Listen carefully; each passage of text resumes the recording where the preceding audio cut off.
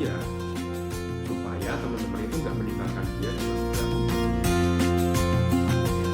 Leher lah ya, gampangnya leher depan gitu. Perilaku seseorang, dinamika kepribadian seseorang. Oke, halo, selamat pagi semuanya.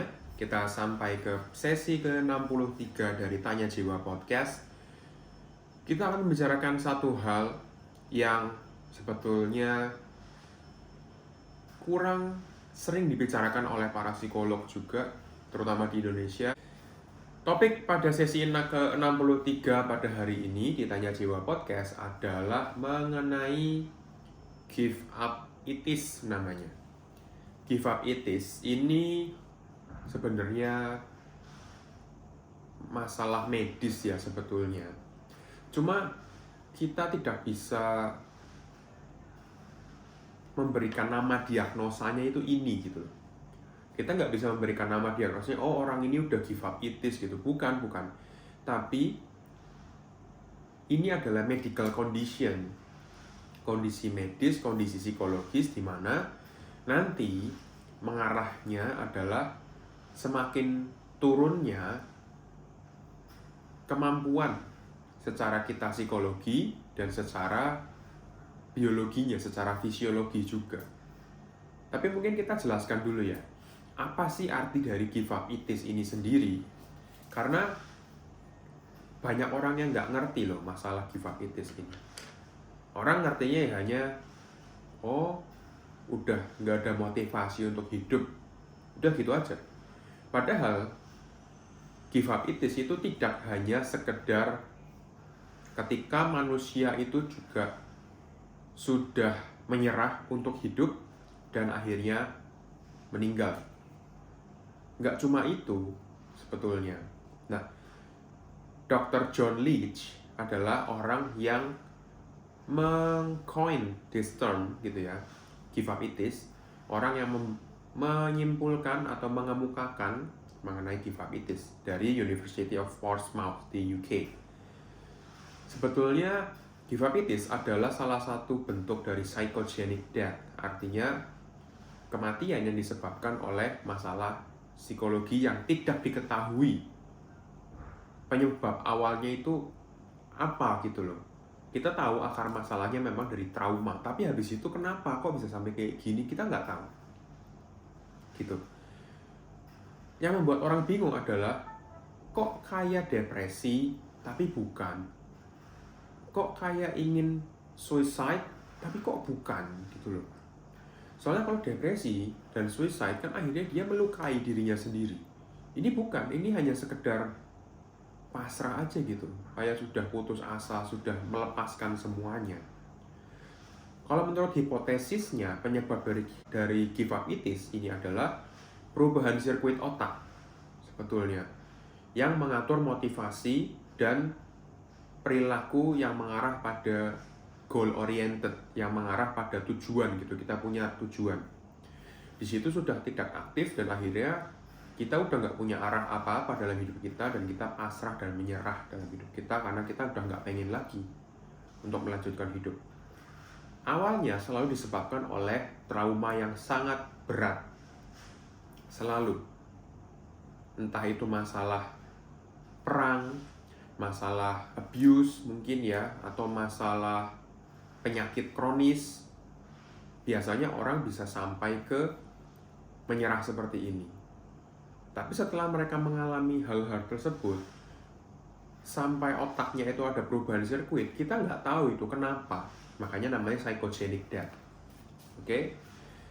Ini ada 5 tahapan yang menunjukkan adanya progres atau give up itis ini jadi semakin parah gitu ya. Yang pertama dari psychogenic death atau give up itis adalah social withdrawal, tandanya. Dimana orang yang biasanya itu bersosial, sekarang dia menarik diri. Dia sudah tidak mau bersosial, berinteraksi dengan orang lain, juga semakin tidak menunjukkan kondisi emosi, flat gitu ya, juga tidak peduli dengan diri sendiri dan orang lain, fokusnya selalu pada diri sendiri gitu, dia bengong gitu, mikirin diri sendiri aja terus gitu. Biasanya kayak tahanan perang gitu ya, ketika dia baru ketangkep, dia biasanya masuk dalam tahap pertama ini. Karena sudah berpikir, aduh ini gimana nih gitu ya. Ketika orang mendapatkan berita bahwa dia kena penyakit berat gitu, kayak kanker stadium 4 misalnya atau stadium 3, biasanya dalam tahap ini juga. Atau dalam abuse yang sangat parah membuat dia trauma dan PTSD misalnya, bisa juga dalam tahap ini yang pertama. Kemudian tahap kedua adalah mengenai apati. Orang yang mengalami psychogenic death atau give up itis itu mengalami apati sebagai tahap kedua. Tanda-tandanya adalah orang ini menjadi lebih melankolis, lebih banyak sedihnya gitu ya, kurang ada semangat untuk melakukan apapun, tidak punya energi, kelihatannya kayak lemes gitu, dan tidak lagi berharap untuk melakukan apapun.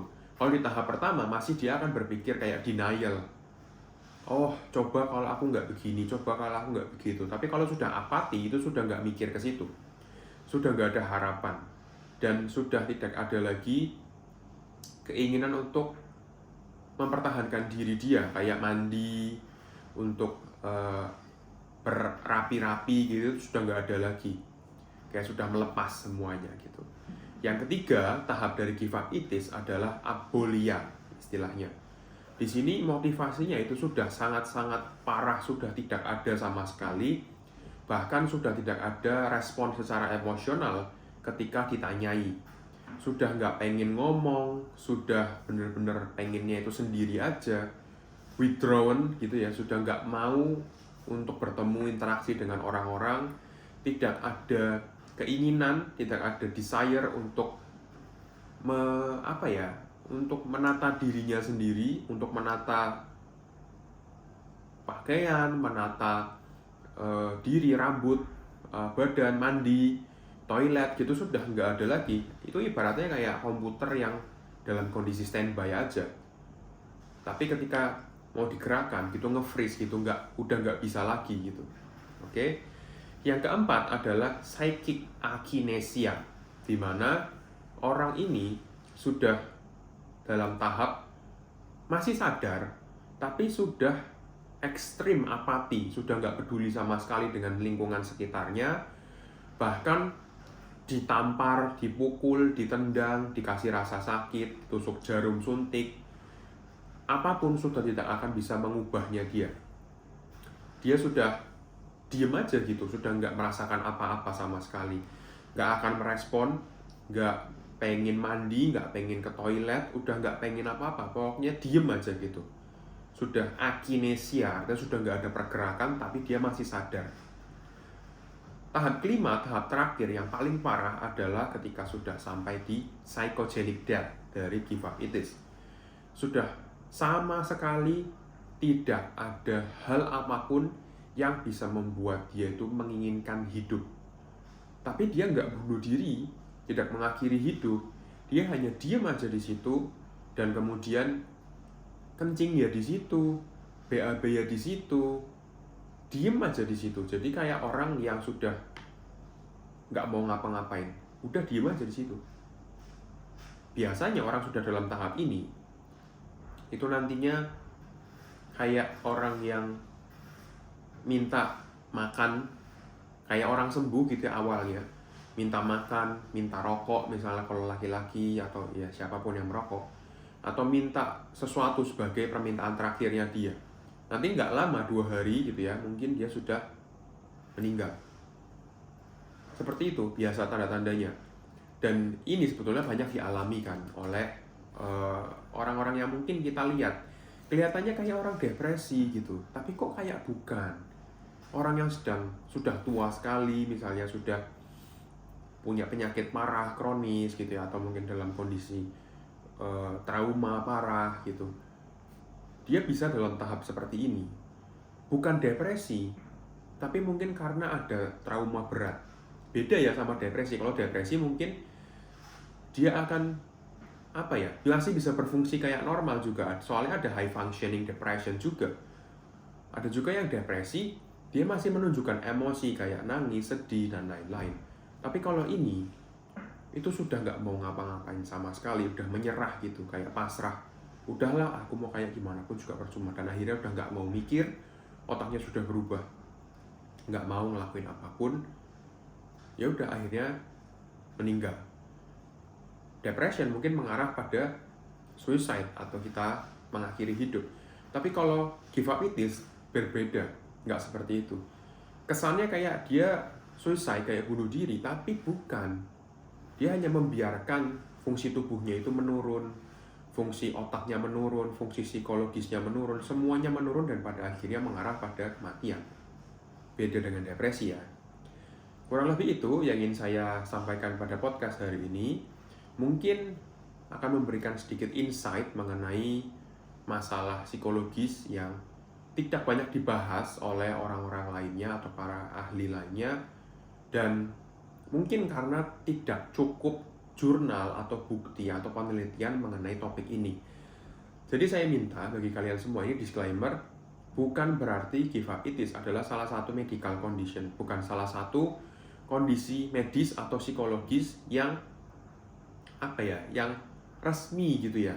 Jadi jangan ngomong kalau orang tuaku itu GIVAPITIS tuh kayak gitu. Jangan gunakan informasi yang kamu dapatkan di sini untuk melakukan hal seperti itu. Tapi sebagai warning aja, kalau kamu menemukan anggota keluarga, teman, saudara, siapapun yang dalam kondisi seperti ini, segera tangani sebelum sampai ke kondisi psychogenic death.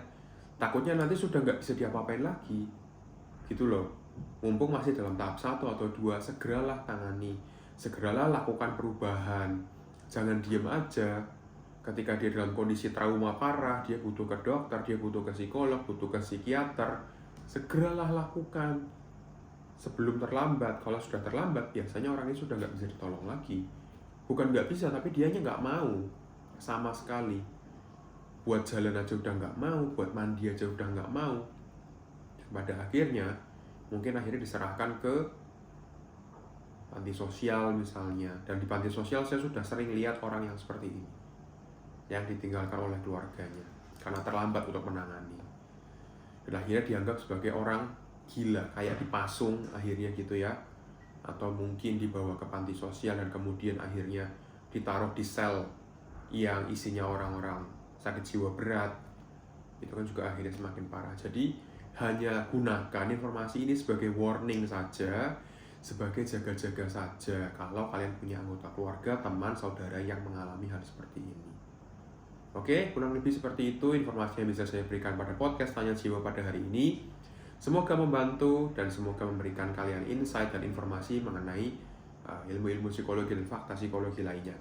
Jangan lupa untuk like, komen, dan subscribe bagi kalian yang menonton di YouTube. Dan jangan lupa untuk memberikan komen audio di Spotify ataupun di Noise bagi kalian yang mendengarkan via Spotify dan Noise. Oke, kurang lebih seperti itu. Saya Ferdian Permana, MC, psikolog dari Tanya Jiwa Podcast. Mohon undur diri dan salam sehat jiwa untuk kalian semua. Bye-bye.